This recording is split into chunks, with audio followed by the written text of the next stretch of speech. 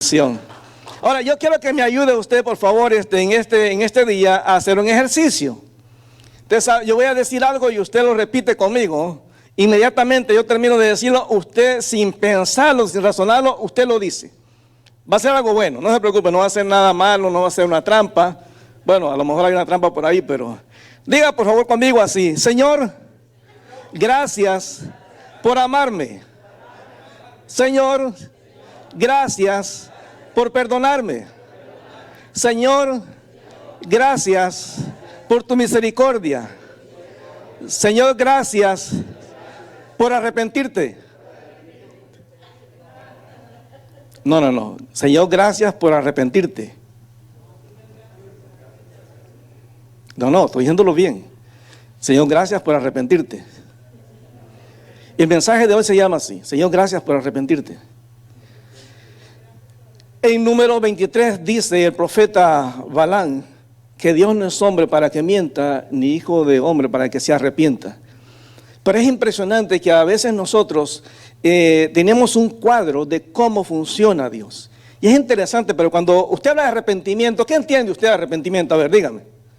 Imagino que el concepto natural es arrepentimiento, es dejar el pecado, cambiar la vida. Sí, tiene que ver con eso. Pero la Biblia dice que Dios se arrepiente también. Y usted va conmigo a Jonás capítulo 3. Jonás capítulo 3, ahí nos dice que Dios se arrepintió, lo dice 2 veces. Y yo me tomé el tiempo de investigar porque Dios lo dice varias veces, dice la Biblia que Dios se arrepintió. Por ejemplo, cuando estamos en Génesis, al principio cuando Dios ve la maldad del ser humano, que había pecado en el pueblo, se había rebelado, habían creado la Torre de Babel, dice la Biblia que Dios se arrepintió de haber hecho al ser humano. Y en este pasaje de Jonás 3, hay otros pasajes, muchos otros pasajes donde la Biblia dice que Dios se arrepintió, pero aquí en Jonás capítulo 3, el Señor también, la palabra también nos dice que Dios se arrepintió, lo menciona 2 veces específicas, hablando de que Dios se arrepiente. Usted va conmigo ahí en el versículo 9 de capítulo 3 de Jonás. Versículo 3, versículo 9, vea lo que dice. Lo dice el rey de Nínive. Recuérdese que Jonás había predicado y la gente había entendido y aceptado el mensaje de Dios, el mensaje que Jonás le había traído. Y entonces en el versículo 9, es lo que dice el rey. Este es el deseo de él acerca de Dios. Dice, ¿quién sabe? Hablándole a la gente, el rey le dice, ¿quién sabe si se volverá y se arrepentirá Dios y se apartará del ardor de su ira y no pereceremos? Y en el versículo 10, el escritor del libro de Jonás dice, y vio Dios lo que hicieron, que se convirtieron de su mal camino y se arrepintió del mal que había dicho que les haría y no lo hizo. Ahora, hermanos, ¿es que Dios se arrepiente? Sí, hermanos, si Dios se arrepiente. ¿Qué significa entonces la palabra arrepentirse? Ahí estamos, hay que entender el concepto de la palabra, porque la palabra arrepentirse en el original tiene varios sentidos.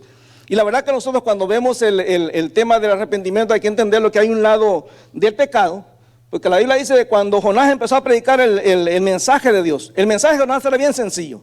De aquí a 40 días, Nínive va a ser destruida. Ese era el mensaje. Y no los estaba invitando a que se convirtieran.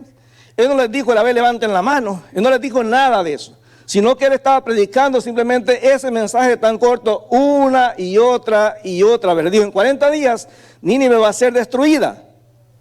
Dice la Biblia que cuando la gente empezó a escuchar el mensaje de Jonás, dice ahí en el versículo 7, e hizo proclamar el rey y anunciar en Nínive por mandato de reyes de sus grandes, diciendo, hombres y animales, bueyes y ovejas, no gusten cosa alguna, ni se les dé alimento, ni beban agua, sino cúbranse de cilicio, hombres y animales, y clamen a Dios fuertemente, y conviértase cada uno de su mal camino, de la rapiña que hay en sus manos. Entonces cuando ellos escuchan el mensaje, ellos deciden arrepentirse.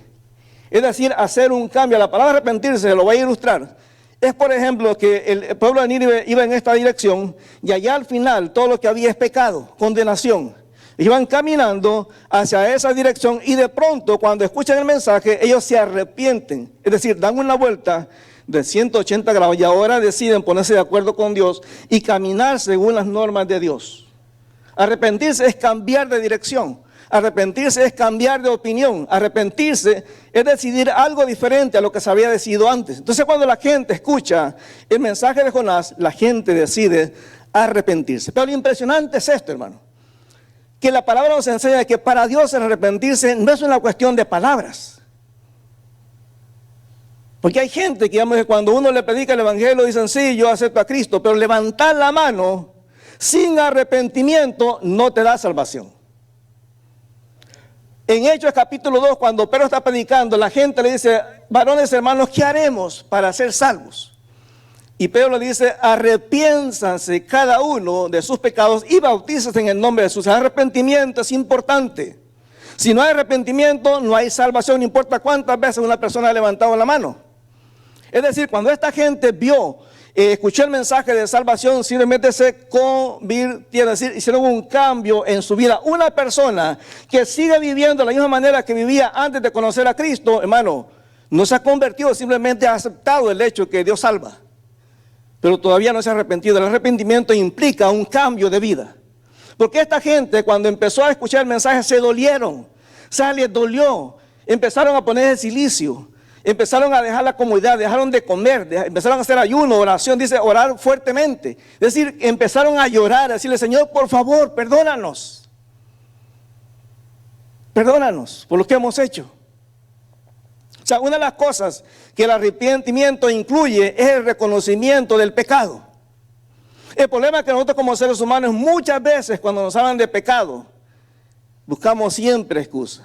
Yo he escuchado muchos hombres o mujeres en consejería matrimonial diciéndole, no pastor, si usted supiera lo que ella hace. O sea, yo la traiciono porque ella ya no es la misma mujer con la que me casé.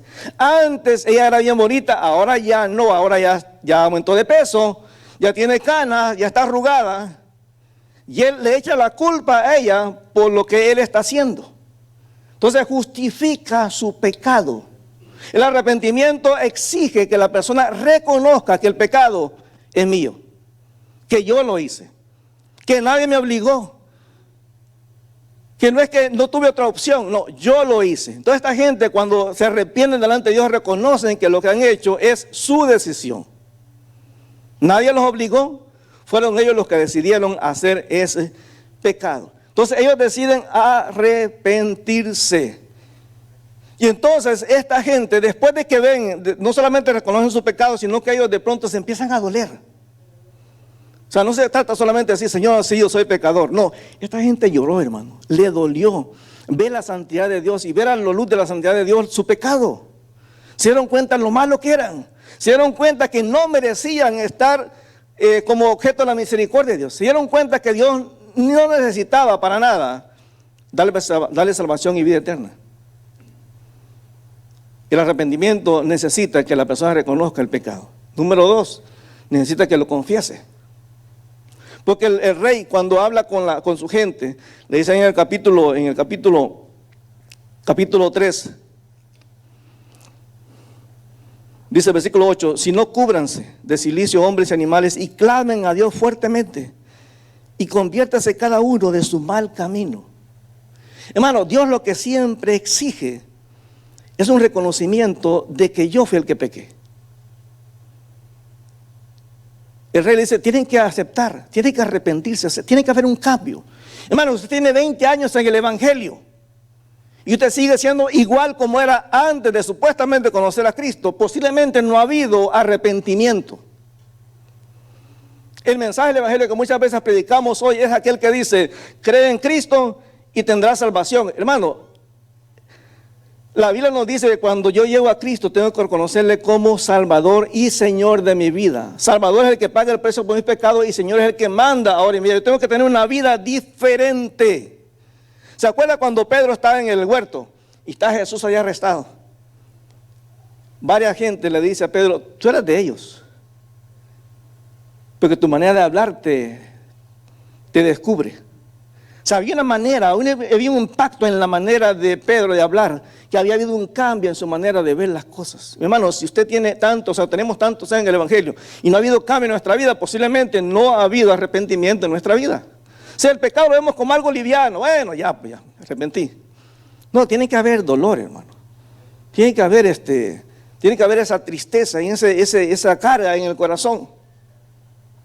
Y otra vez, entonces, versículo 9, no solamente tiene que haber arrepentimiento, el arrepentimiento no solamente incluye el hecho de reconocimiento de mi pecado, reconoce también que ese perdón que Dios ofrece no es merecido, hermano. Fíjese lo que dice el rey. ¿Quién sabe? ¿Quién sabe si se volverá y se arrepentirá Dios y se apartará del ardor de su ira y no pereceremos? ¿Quién sabe? Dice el rey, si Dios que está en el trono de pronto dice, bueno, si ustedes se arrepientan, yo los perdono. Hermano, siempre el arrepentimiento de Dios viene en función de lo que el ser humano hace.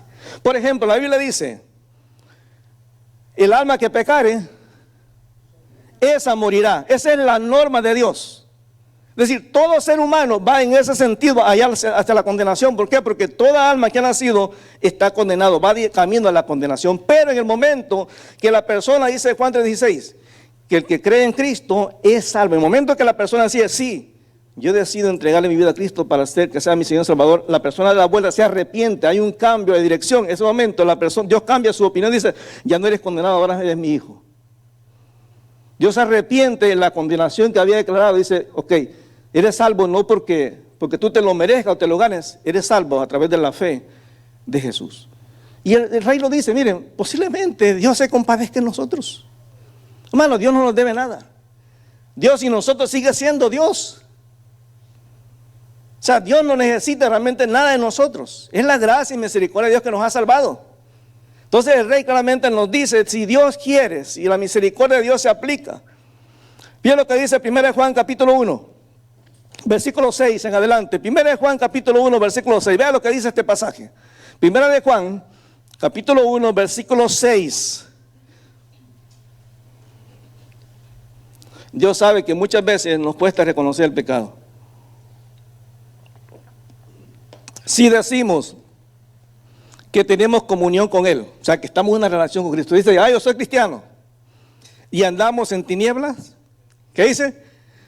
Mentimos, somos mentirosos. O sea, yo no puedo decir que soy cristiano y vivir de una manera que no refleja ese cristianismo. Mentimos y no practicamos la verdad. Versículo 7. Pero si andamos en luz, como Él está en luz, tenemos comunión unos con los otros, y la sangre de Jesucristo, su Hijo, nos limpia de todo pecado. En ese caminar que yo voy en dirección ya hacia Dios, en ese momento yo reconozco mi pecado delante de Dios y confieso mi pecado, siempre va a haber perdón. El siguiente versículo 8. Si decimos que no tenemos pecado, nos engañamos a nosotros mismos y la verdad no está en nosotros. Si yo digo, no, yo no peco. Yo he conocido cristianos aquí en Montreal que dicen, no, yo ya no peco. Ya no peco, ya llegué a un punto de, bueno, ya solo las alas le faltan a la persona. Bueno, todos somos pecadores. Es decir, así como en este momento, cuando iba a la condenación, reconocí que Cristo me estaba ofreciendo la salvación y tenía que arrepentirme, en mi caminar diario, dice, todo el tiempo tiene que estar viniendo a mi presencia a buscar el arrepentimiento, a reconocer que lo que hiciste es pecado. Bueno, dejemos de justificar el pecado, decirle, Señor, pues tú sabes, todos somos humanos. Eso no funciona, hermano. Para Dios no funciona eso. Lo único que mueve la mano de Dios para el perdón es el arrepentimiento. No hay otra cosa. No hay otra razón, no hay otra forma en la que podamos lograr el perdón y la restauración de parte de Dios. Versículo 9. Si confesamos, es decir, de mientras no haya confesión, la confesión viene porque se reconoce que el pecado yo lo hice. Si confesamos nuestros pecados, Él es fiel y justo. O sea, se da la vuelta, se arrepiente Dios del castigo que nos iba a dar y nos da entonces el perdón y la salvación. Él es fiel y justo para perdonarnos y limpiarnos de toda maldad. Hermano, no hay pecado que Dios no pueda perdonar. Pero no funciona eso, que en la mañana digamos, bueno, Señor, perdóname todo lo que hice. No. Perdóname, no. Tiene que ser específico. Tiene que dolerme. Pero cuando no me duele, hermano, ¿cuál es el problema? Cuando no me duele, yo lo sigo haciendo una y otra vez, pues se me vuelve de costumbre. Y pienso que al venir a la iglesia ya callé mi conciencia y puedo seguir la vida cristiana como si nada.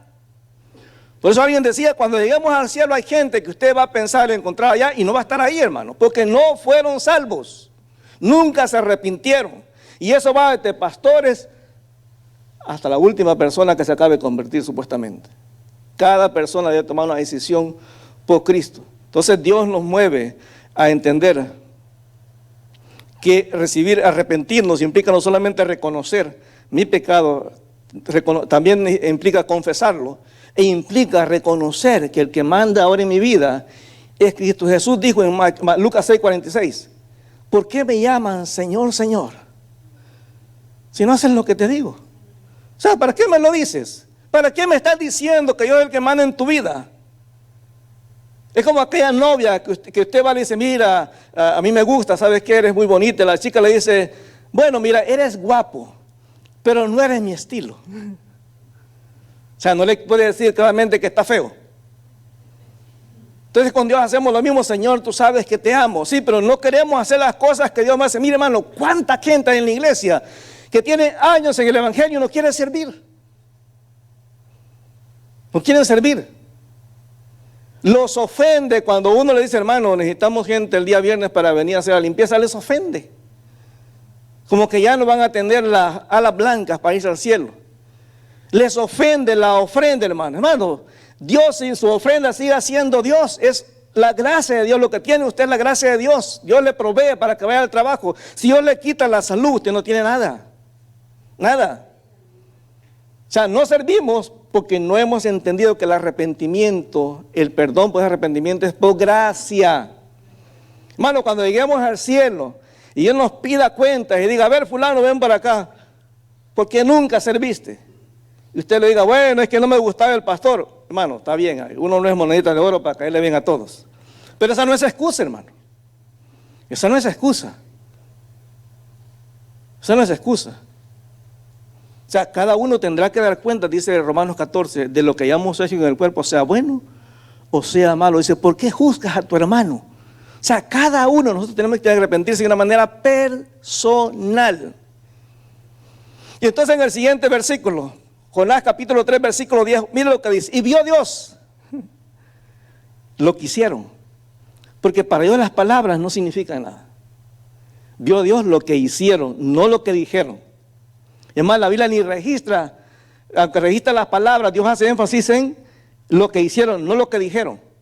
No dice que el rey lo mandó a ayunar, no dice, no, lo que dice, lo que lo hicieron. Dice, y vio Dios lo que hicieron. En otras versiones dice, y vio Dios sus obras, que se convirtieron de sus malos caminos. Es decir, no es cuestión de decir, bueno, sí, entiendo que Dios va a destruir a Nínive en 40 días, entonces, bueno, Señor, por favor, ayuda. No.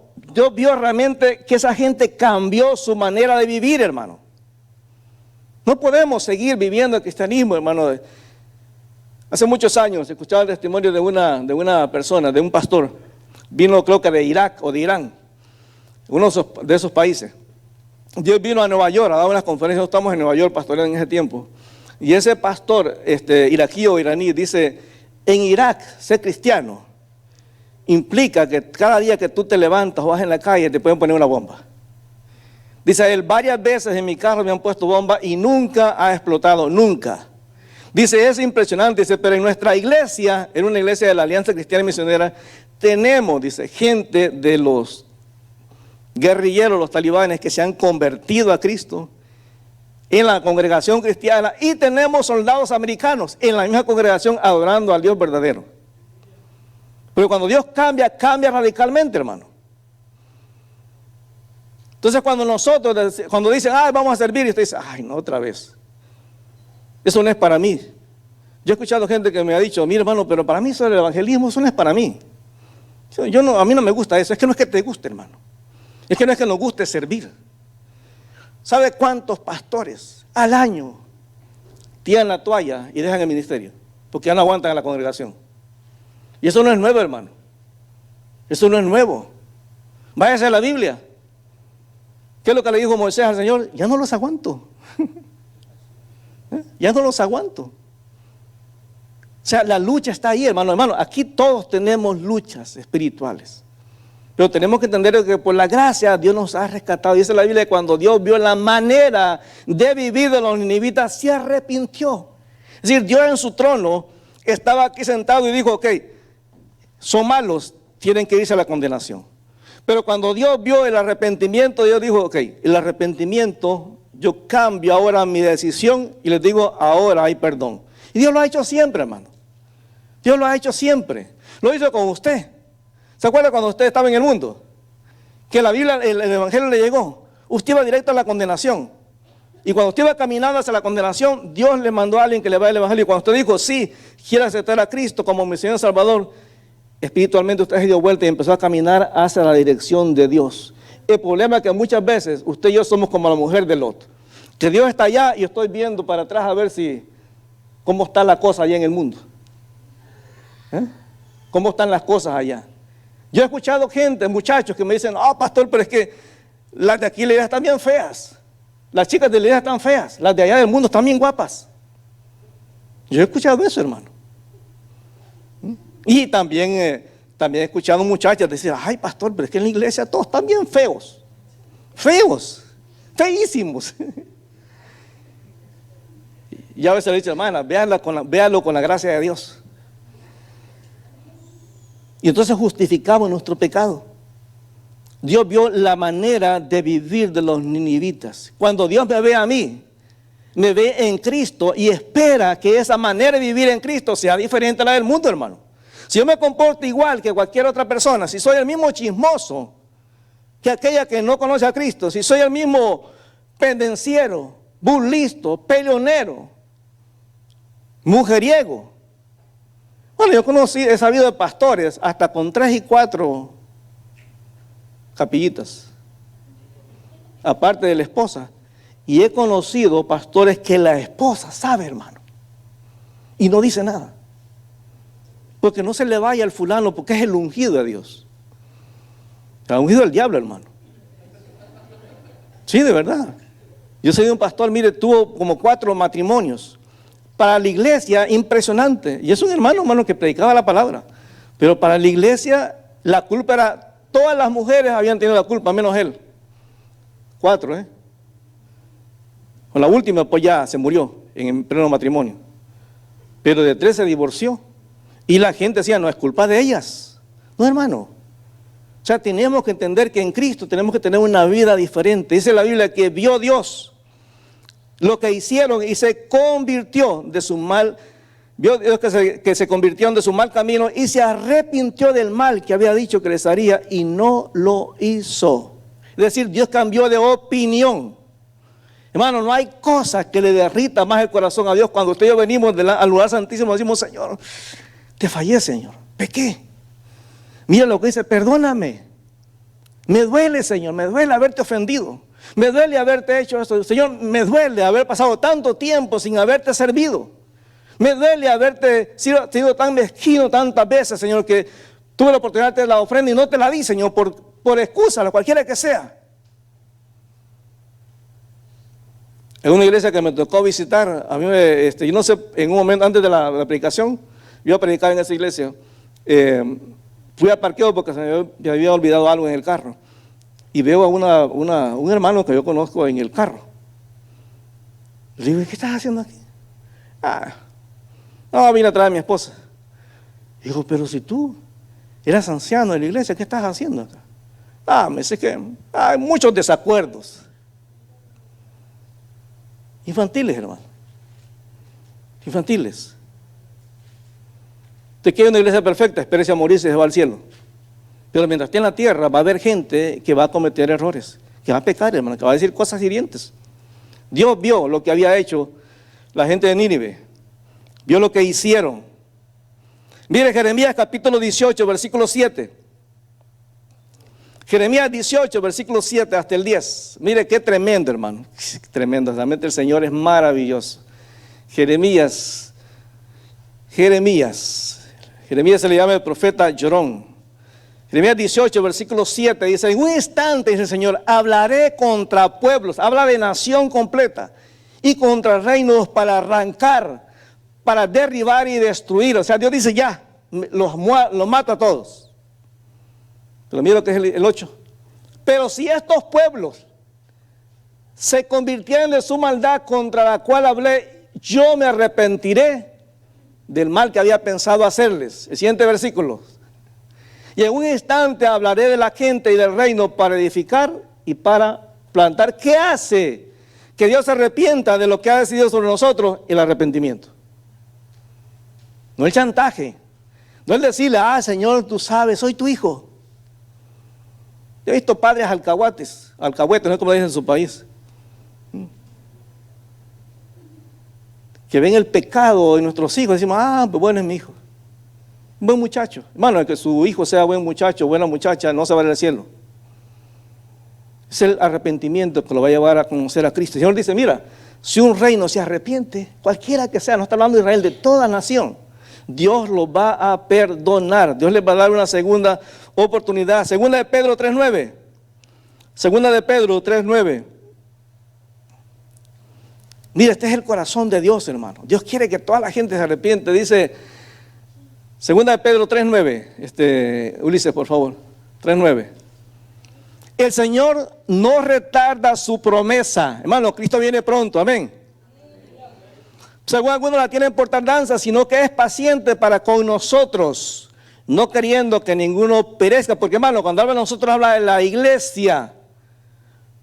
Porque le tengo una mala noticia, no todos en la iglesia son salvos, sino solo aquellos que han tenido un encuentro personal con Jesús y se ve el fruto en su vida. La Biblia dice, hacer frutos dignos de arrepentimiento, no queriendo que ninguno perezca, sino que todos procedan, no a la conversión, al arrepentimiento, reconocer mi pecado, confesarlo y decidir vivir de una manera diferente a partir de ahora. Pero si la gente no ha habido cambio en mi vida, hermano. Yo les he contado cuando estábamos muy jovencitos. Yo también fui joven un tiempo, hermano. Y me acuerdo que tenía dos amigos, muy amigos, y eran también de la misma iglesia donde yo iba. Y ese día, era Navidad, era una fábrica que está aquí en Escuela Victoria, en el centro. Y ese día decidieron que iban a dar una botella de champán barato. Eran judíos, hermano. Ellos no iban a comprar un champán de $100. No, me imagino que lo compraron en una palet grande para darle a todos. Iban a dar una botella por cada dos trabajadores. Entonces, como la mayoría sabía, los que éramos cristianos, se acercaron conmigo y dicen, oye, tu botella, no, yo no quiero nada, ok. Entonces alguien se puso las pilas ahí y hizo el arreglo para que yo fuera su compañero y agarró la botella completa. Pero mis otros dos amigos de la iglesia dicen, no, esta es una bendición de Dios, yo no lo he de despreciar. Y la reacción de la gente, los compañeros, ¿y ustedes son cristianos? Me dice, oye, ¿y estos van a tu misma iglesia? Yo quería decirles que no, hermano, ni los conozco. Ni los conozco. ¿Sabe lo que dice Jesús? En aquel día me dirán, en tu nombre echamos fuera demonios, hicimos sanidades, milagros. Y que él dirá, Señor, no te conozco, no sé quién eres. No sé quién eres. ¿Por qué? Porque nuestro estilo de vida es totalmente diferente a lo que debería ser una persona que conoce a Cristo.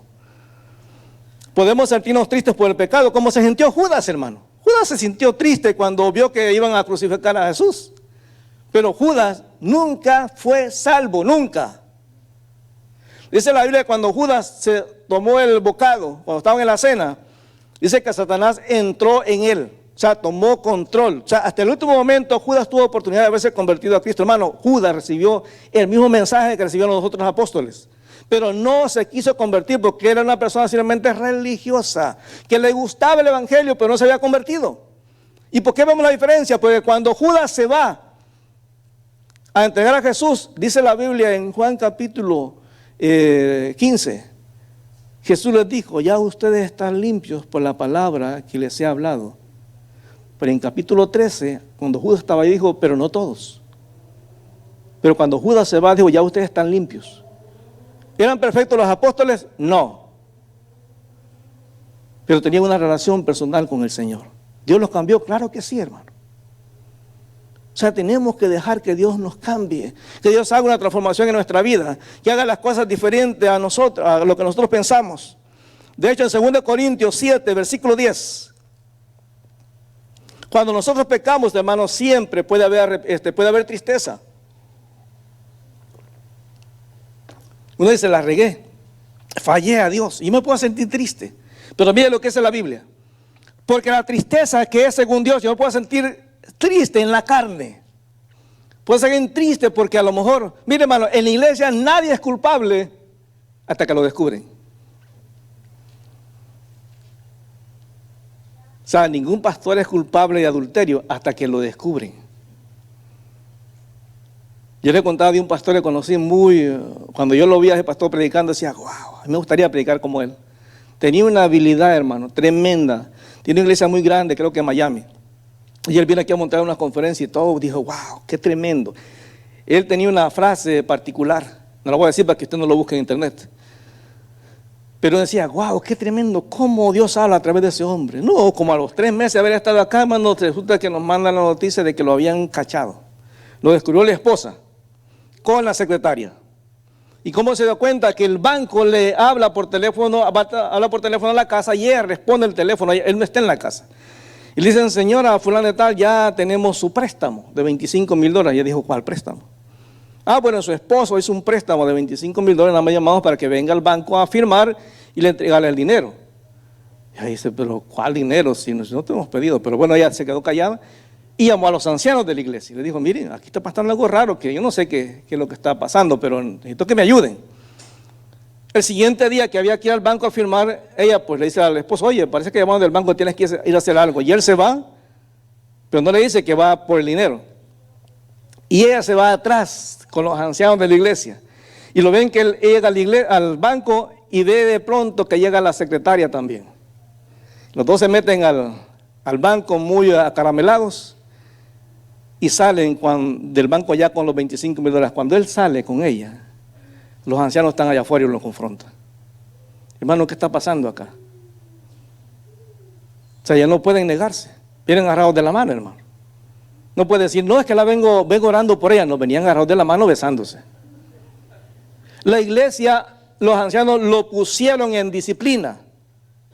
Estuvo 2 meses y a los 2 meses se escapó con la secretaria. Hermano, o sea, la tristeza en el corazón cuando viene de Dios tiene que producir algo. Mira lo que dice, porque la tristeza que es según Dios, no la según el hombre, produce arrepentimiento para salvación. Pero la tristeza que es del mundo produce muerte porque no te lleva a arrepentimiento, no te dice, te hace que justifiques el pecado, hermano. Judas tuvo hasta el último momento oportunidad de arrodillarse y decirle, Señor, perdóname porque te entregué. Nunca lo quiso hacer. Lo que fue hacer, se fue a ahorcar y murió ahorcado. Ahora le digo, ¿qué fue más grave? ¿Lo que hizo Judas, que entregó a Jesús, o lo que hizo Pedro, que lo negó 3 veces, hasta maldijo que no lo conocía? Pero Pedro, cuando Jesús lo encuentra, le dice, Pedro, ¿me amas realmente más que estos? Y usted no ve en ninguna parte que Pedro le dice, Señor, oye, perdóname. Perdóname. O sea, Dios en su misericordia lo restaura y lo perdona. O sea, cuando yo tengo a Cristo en mi vida, va a haber una confrontación. La Biblia dice que Dios al que ama, ¿qué hace, hermano? Lo disciplina. Si yo vivo mi vida todo el tiempo en pecado y no pasa nada, hasta me va mejor en la vida. Eso significa que no ha habido conversión, hermano. No ha habido conversión. Usted puede ser el pastor de la iglesia, pero no se ha convertido. Y no se sorprenda, la Biblia habla de apóstoles falsos, de profetas falsos. Igual habrá pastores falsos. Habrá diáconos falsos, ancianos falsos, músicos falsos, cristianos falsos. ¿Sabes? De todo, falso. Y a veces es más difícil que una persona que estaba en la iglesia reconozca que necesita a Cristo a una persona que está allá afuera. Es más difícil, hermano. Es más difícil. Esta semana me tocó hablar con un señor de Pakistán. Cuando él entró al carro, yo pensé que me iba a hablar en pakistanés, porque ya me la han hecho esa de hablar en pakistanés. Y yo le digo, no, soy salvadoreño. Y él me dijo, oye, pareces igual a mí. ¿Te pareces a mí? Digo, bueno, no soy tu gemelo, yo soy de El Salvador. Y me dice, yo soy de Pakistán, pero tengo el mismo color. Y empezamos a hablar. Y me dice, ¿y tú qué haces aparte de Uber? Hermano, yo nunca me niego. Soy pastor en una iglesia, soy cristiano. ¿Cómo es eso? Explícame. Uy, hermano, ya uno se mete ahí a hablarle. Hay gente que te dice, oye, voy a pensarlo, voy a reflexionar. Hermano, yo no sé si esa persona después se va a convertir. Pero la gracia y misericordia puede alcanzar a cualquier persona. Cualquier persona. Entonces Dios quiere que entendamos que el arrepentimiento tiene que llevarme a vivir una vida diferente. Santiago capítulo 2, versículo 14 dice que la fe sin obras es muerta. Yo puedo decir que creo en Dios, pero si esa fe no me impulsa a vivir una vida diferente, posiblemente esa fe no esté basada en nadie, hermano. En nadie real como Dios. Santiago capítulo dice, hermanos míos, ¿de qué aprovechará si alguno dice, fíjese, dice que tiene fe y no tiene obras, podrá la fe salvarle? O sea, la fe es la que salva. Pero la Biblia es clara que las obras son las que demuestran que esa fe es genuina. Porque si no hay un cambio en la vida, entonces ¿cuál es el cambio que hizo Cristo? Mira el siguiente versículo 15. Y si un hermano o una hermana están desnudos y tienen necesidad del mantenimiento de cada día, versículo 16. 16, Ulises, por favor. Y alguno de vosotros les dice, id en paz calentados y saciados, pero no les dais las cosas que son necesarias para el cuerpo, ¿de qué aprovecha? ¿De qué aprovecha que en la iglesia digamos, wow, Dios es grande y misericordioso? Sí, pero cuando ves a alguien en necesidad, le dice, bueno, voy a orar por ti para que Dios te provea. No, hermano, si Dios te proveyó a ti es para que proveas a la otra persona. Así también la fe, si no tiene obras, es muerta en sí mismo, no hay evidencia. Pero alguno dirá, tú tienes fe y yo tengo obras. Muéstrame tu fe sin tus obras y yo te mostraré mi fe a través de mis obras. Bueno, ustedes cristianos que dicen, bueno, yo soy cristiano y amo a Dios, pero yo no necesito ir a la iglesia. ¿No ha leído usted en la Biblia que dice no dejan de congregarse para, como uno tiene por costumbre? ¿No ha leído usted eso? Ahí dice, hermano.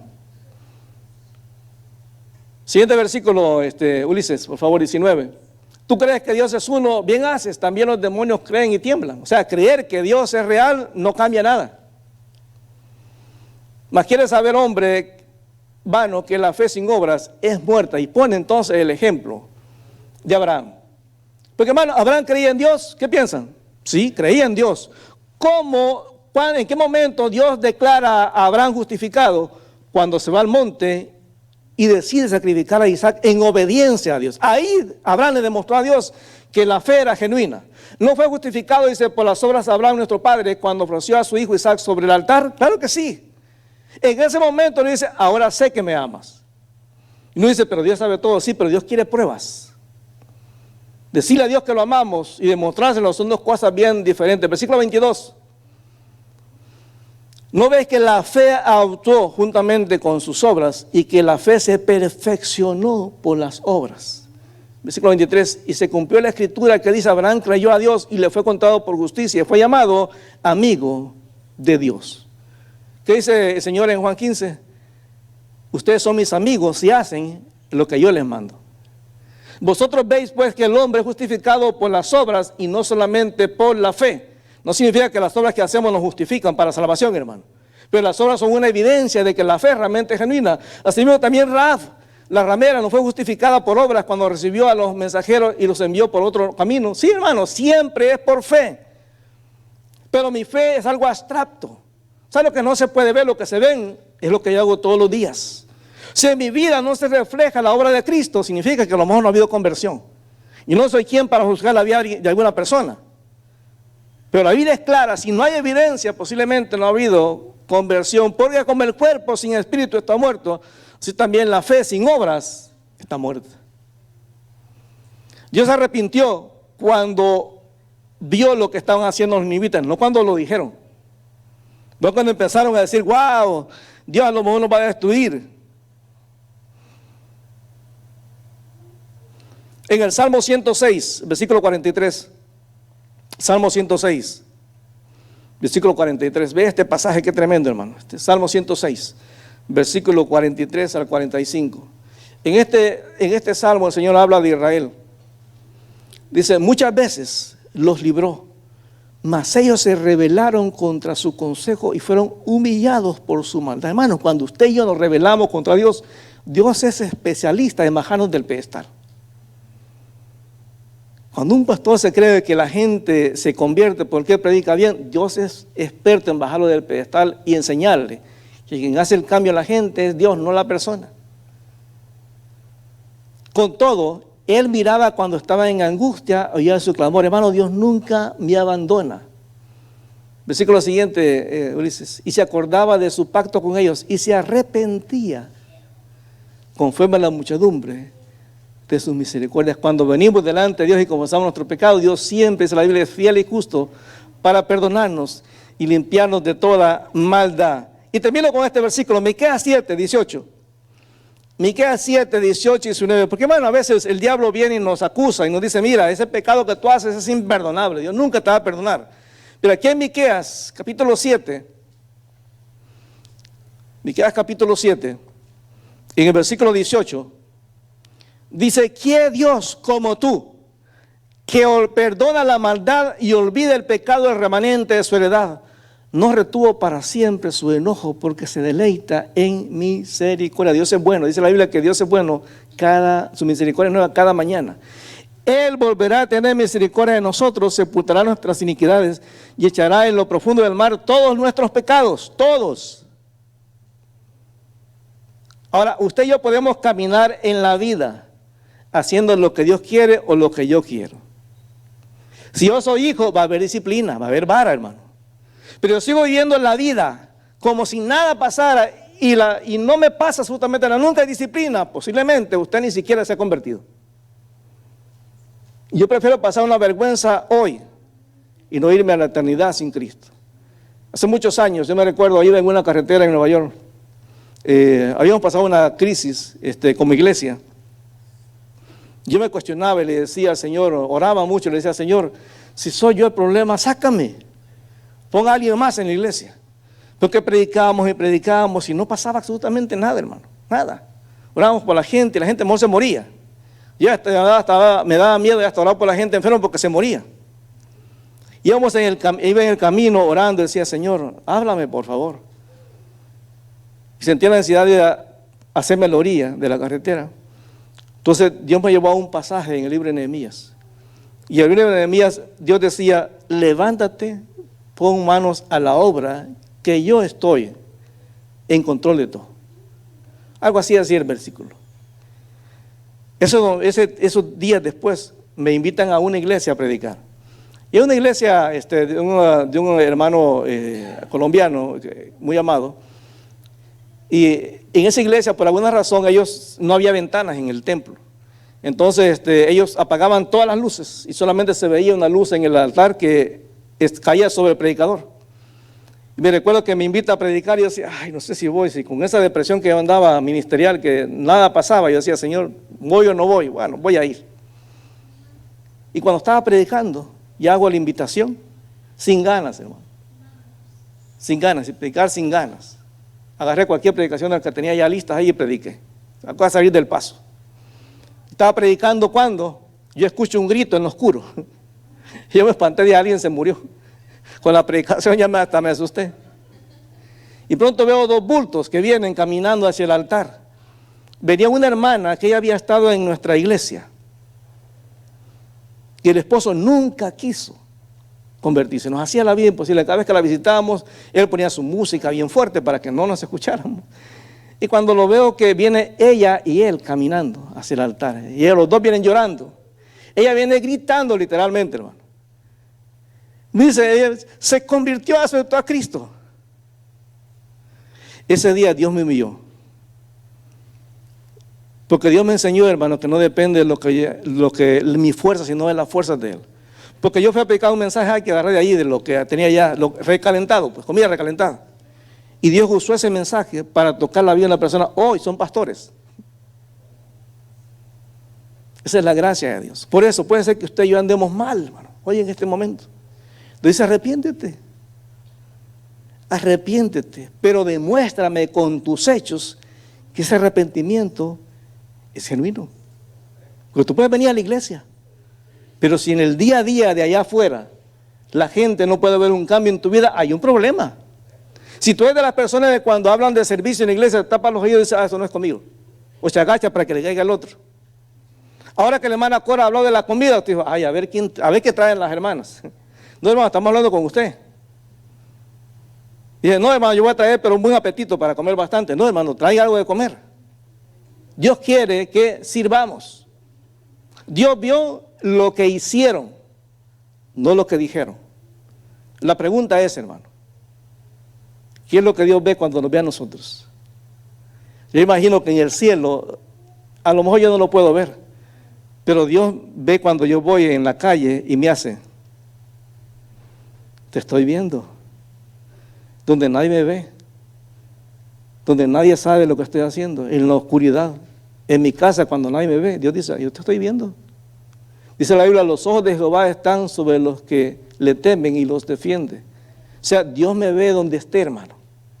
Mi vida tiene que reflejar que ha habido un cambio en mi vida. Dios busca mi arrepentimiento. El arrepentimiento tiene que mostrarse en el día a día. Hoy tenemos la cena. El pan nos recuerda, recuérdese, el sacrificio de Jesús en la cruz. Y la copa me recuerda que Él es el que manda, no yo.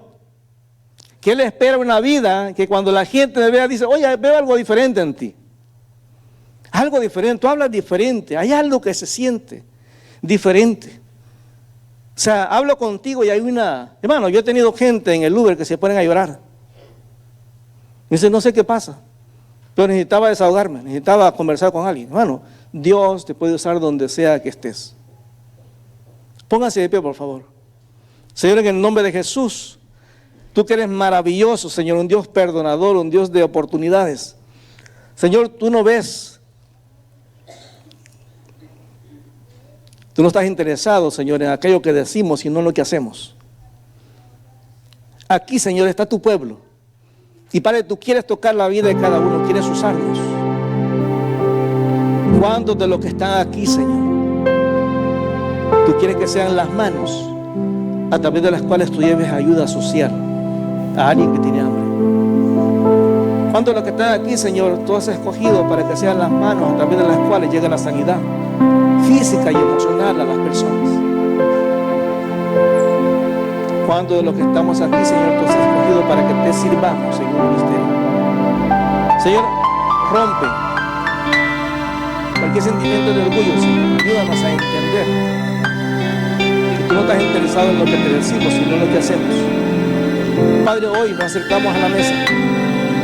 Ese pan es para recordar que el precio fue pagado completo.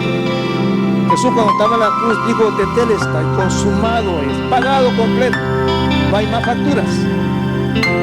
Él lo compró por precio, un precio eterno. Esa es la palabra, que Dios nos compró, no con cosas como corruptibles como oro o plata, sino con la sangre preciosa de Cristo. Dios pagó un precio alto por nosotros. Dios quiere que en el día a día no se lo digamos nada más. Dios quiere que se lo demostremos.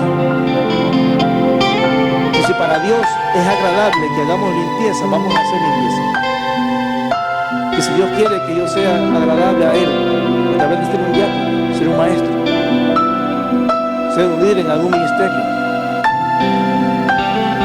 si Dios lo que quiere es que le hable a mi familia del Evangelio, que le hable a mis vecinos, que le hable a mis compañeros de trabajo, que le hable a esa persona que se sienta siempre conmigo en el autobús o en el metro.